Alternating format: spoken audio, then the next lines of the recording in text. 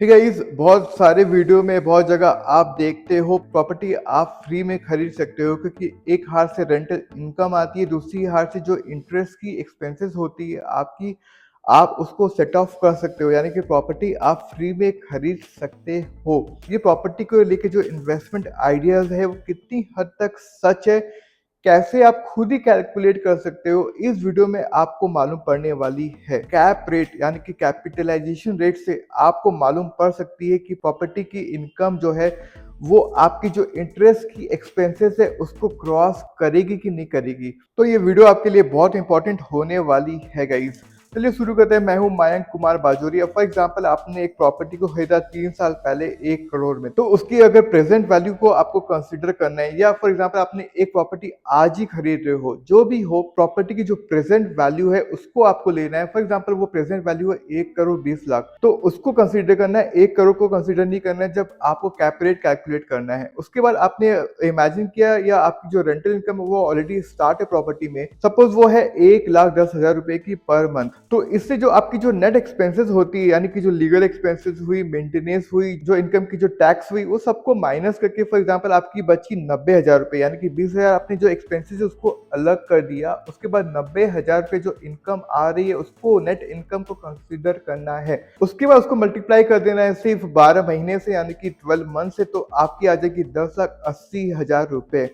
इस 10,80,000 को आपको लेना है और डिवाइड कर देना जो कि प्रेजेंट वैल्यू थी प्रॉपर्टी की, यानी कि 1,20,00,000 से, तो वो आ जाएगी आपकी 0.09। इसको परसेंटेज में कन्वर्ट कर देना है 100 से मल्टीप्लाई करके, तो आ जाएगी 9% की। तो चलिए अब समझते हैं उसको एनालिसिस एक्चुअली करना कैसे है।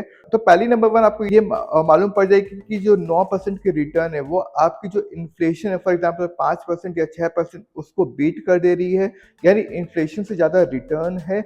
पॉइंट नंबर टू, बैंक की जो एफडी होती है अगर आप उसको कंसीडर करते हो 7% की, तो यानी कि 9% की इनकम आ रही है, वो भी अच्छी बात है। अब समझते हैं, फॉर एग्जाम्पल आपने एक लोन अगेंस्ट प्रॉपर्टी लिया, उसमें आपकी जो इंटरेस्ट है बैंक की वो आपकी 8.25% की है, तो यानी कि 9% की जो रिटर्न है उसे अगर आप माइनस करते हो 8.25 को 8.25 को, तो आ जाती है 75 पैसे, यानी कि 75 पैसे की जो भी नेट है वो आपकी इनकम हो रही है, यानी कि आपको पॉकेट से इंटरेस्ट नहीं देने पड़ रही है। अब चलिए दूसरे केस को कंसीडर करते हैं। फॉर एग्जांपल आपने अपने फ्रेंड से लोन लिया, या फॉर एग्जांपल आपने फैमिली से लोन लिया, या फॉर एग्जांपल आपने कोई एनबीएफसी बैंक से लोन लिया 12% पे, तो 12 माइनस 9 यानी कि 3% की जो इंटरेस्ट है वो आपको घर से देनी पड़ रही है। तो ये इंपॉर्टेंट बात हो गई। अब इसके बाद एक और चीज जानना जरूरी है कि गाइस ये कैप रेट जो होती है वो आपकी नेट रिटर्न नहीं है, क्योंकि जब आप नेट रिटर्न कैलकुलेट करते हो प्रॉपर्टी में, तो आप उसमें वैल्यू अप्रिसिएशन को भी कंसीडर करते हो। तो यानी कि अब आप समझ पा रहे हो गाइस ये प्रॉपर्टी आपके लिए फ्री है कि नहीं है, आप खुद ही अब आप कैलकुलेट कर पाओगे कैप रेट के थ्रू। और एक बात और इम्पोर्टेंट कंसीडर करने के लिए ये भी हो जाती है कि आप अगर प्रॉपर्टी को लोन में ले रहे हो, ईएमआई में ले रहे हो, तो आपकी जो लोन की टेन्योर है वो भी मैटर करेगी। तो जिसके लिए मैं एक अलग से वीडियो बनाऊंगा, और ऐसे इंपॉर्टेंट कंटेंट इस चैनल में आते रहते, तो अगर फॉलो नहीं कर रहे हो, अगर सब्सक्राइब नहीं किया तो भी कर लो। मिलते हैं नेक्स्ट वीडियो में, तब तक के लिए बाय बाय।